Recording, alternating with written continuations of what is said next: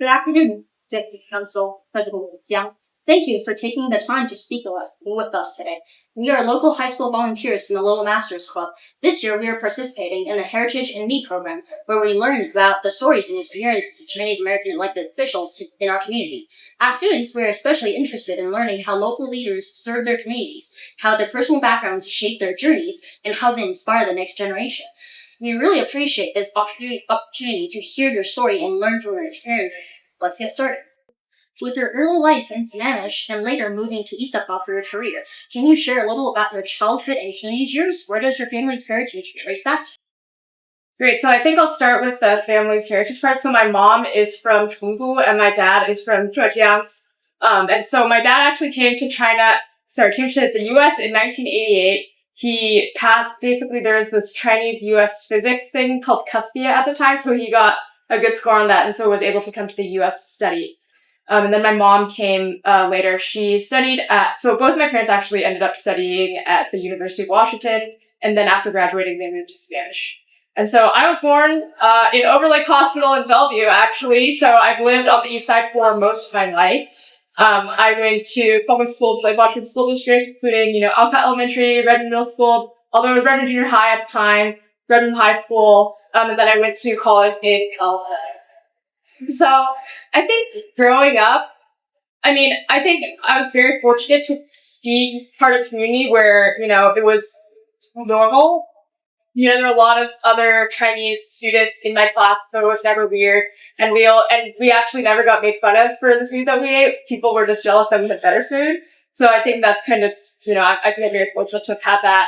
I went to Chinese school and learned Chinese. In college, I actually studied abroad in China at Chongqing University, which was really, really fun. And as many people know, studying abroad, there's not so much on the way of studying. It's mostly just being abroad. So it was really fun, riding trains all around the country and just like seeing all the cool stuff in China. And meeting people my age. It was really, really fun. It's wonderful. What did you study in college and why did you choose that major? What inspired you to choose that path? Any interesting stories to share with us about your college life? So I guess I kind of talked about college life, but I studied, so the major that I picked at Berkeley was called Environmental Engineering Science. So my main interest was in renewable energy. So there was a major called Energy Engineering, which maybe I should have done, but there were a few classes that were part of that major that I really, really didn't want to take. In particular, heat transfer. I was not into that because I had a friend who was taking it and just the amount of linear algebra that they had to do not seemed fun to me. And so environmental engineering science, there's a lot more flexibility types of classes to take. So I did end up taking most of the energy related classes. I just skipped out on heat transfer because I didn't want to do that. And then I ended up working in the renewable energy field after graduation. Did you always know what you wanted to do? No. When I was in high school, this is like a real thing. I was like, well, I don't really know what I want to do. I think I'll just do computer science because it's the easiest way to just make a bunch of money. And I remembered saying this to a bunch of people. And I think that's actually totally fine to do something. And I think also the other thing to know is that what you pick for your major in college doesn't necessarily dictate what you're going to do for the rest of your life, right? I think the main thing with picking a field of study is it should be something that you're not going to learn or study on your own.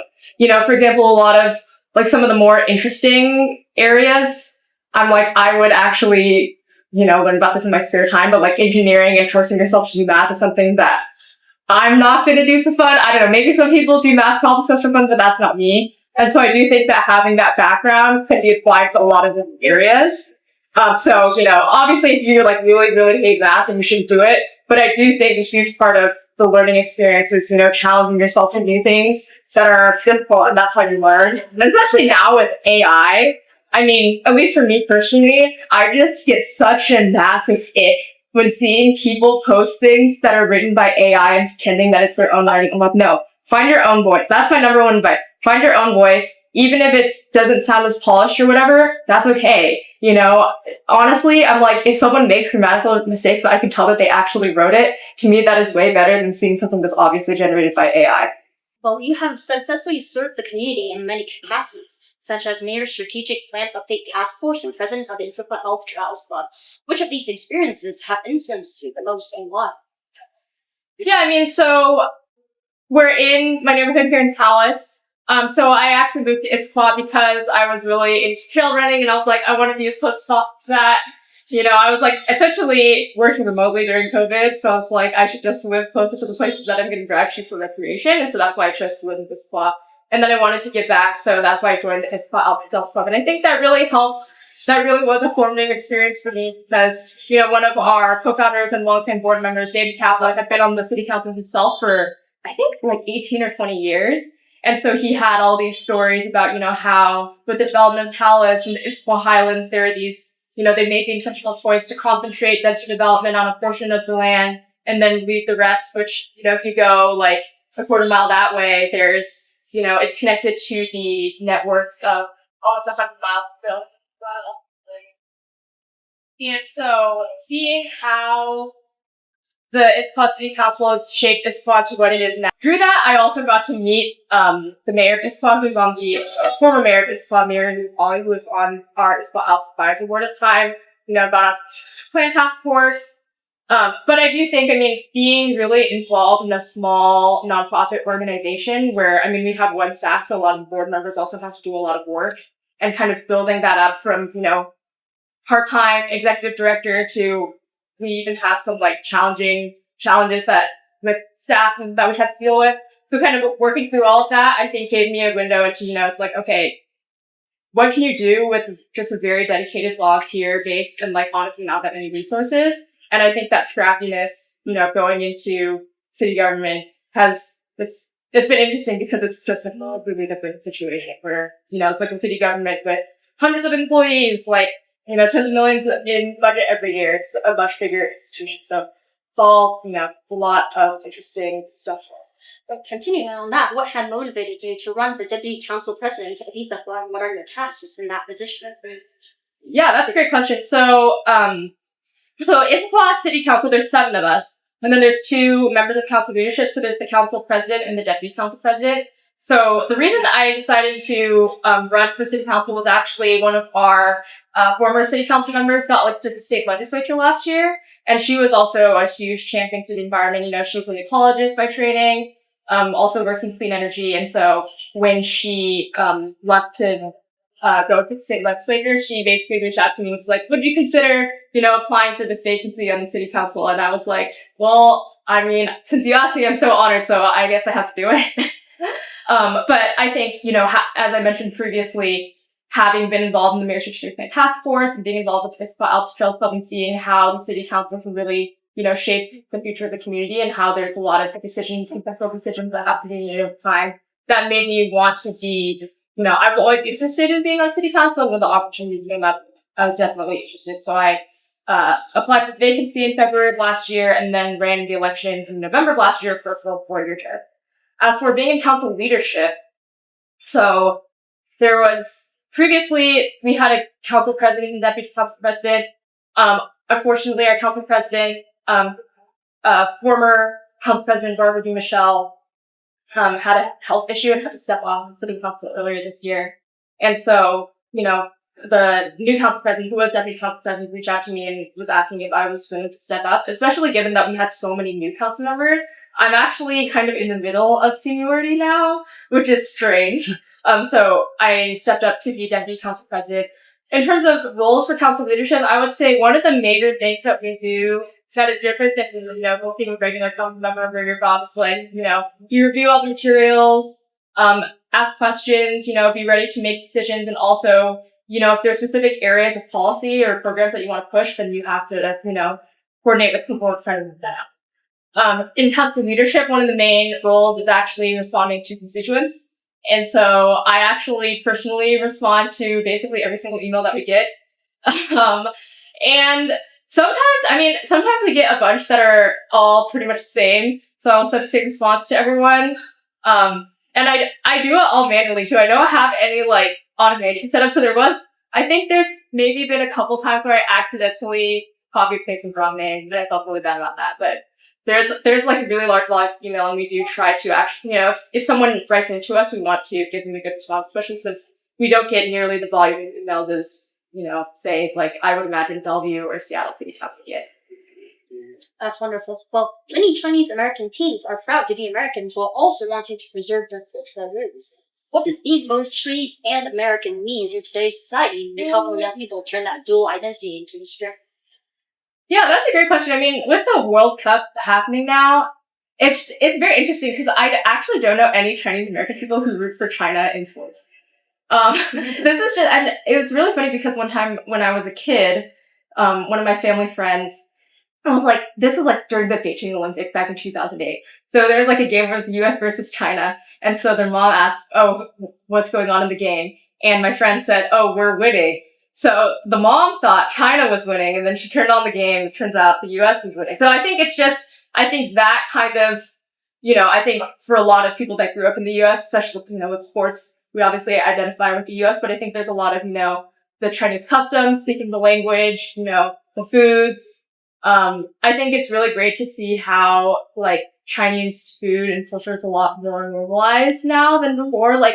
I feel like growing up, you would never see any non-Chinese people ever in an Asian grocery store. And now, there's so many different Asian grocery stores that are proliferating, and all the non-Chinese people love it too. So I think that's really cool. And I think, a big part of being in America is that there's so many different cultures that are coming together. When you're in China, one of my uncle basically said, when you're in China, it's very hard to even find food from a different part of China, right? If you're in Hangzhou and you want to eat Sichuan food, it's not actually going to be spicy, or it's not going to be authentic. Whereas if you're in Chengdu and you're eating Hangzhou food, they'll also make that spicy, which is really funny because my dad, he's from Zhejiang, he really wanted to not eat spicy for one day and try to eat the Hangzhou food, but spicy. So I do think being in the U.S. So it could be proud to be American, but also hold on to the aspects of, Chinese heritage, language, staying connected with our family, back in China, and kind of hold those things. Well, would you like to give any suggestions for Chinese American teenagers about college work and student engagement? God, it's so different now than it was when I was in high school or college, right? I don't know, I'm not that old, but it was 10 years ago. But even in just the last 2-3 years of the advent of generative AI, I feel like there's just so much more uncertainty now. And so I think, as I said earlier, I think my main advice to anyone is just, try to find your own voice. I think in college it's a great time to experiment and just do all sorts of different things and, be like, oh, this seems really fun. And then also just go really hard at it, right? So I think in college, there's all sorts of different clubs you can join. I would say one piece of advice I would have for people who are in college is try to get involved with public organizations that do things that are outside of campus. I feel like people can get very insular and only do things that are on campus.